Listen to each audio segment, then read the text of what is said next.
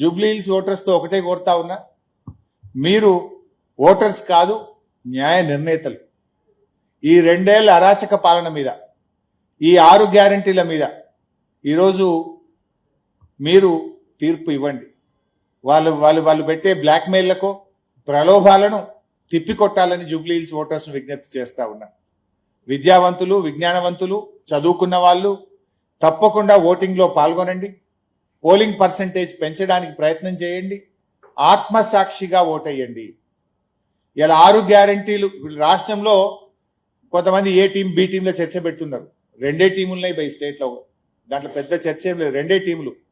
ఒకటేమో 6 గ్యారంటీలు ఎగ్గొడుతున్న టీం, ఒకటేమో గల్లా పట్టుకొని 6 గ్యారంటీలు అమలు చేయమని అడుగుతున్న team. BJP silent, there is no team. BJP దేని మీద మాట్లాడతలేదు. ఈ రాష్ట్రంలో అరాచకాల మీద మాట్లాడదు, రాష్ట్ర అభివృద్ధి గురించి మాట్లాడదు. ఈరోజు 2 టీంల మధ్యనే పోటీ. 6 గ్యారంటీలు ఎగ్గొడుతున్న టీం ఒకటైతే, 6 గ్యారంటీలు అమలు చేయమని గల్లా పట్టుకొని పోరాడుతున్న టీం ఒక టీం. 2 టీంల మధ్య జరిగే ఎన్నికల్లో 6 గ్యారంటీలు అమలు కావాలంటే మాగంటి సునీతమ్మ గారిని కారు గుర్తు మీద ఓటేసి గెలిపించండి.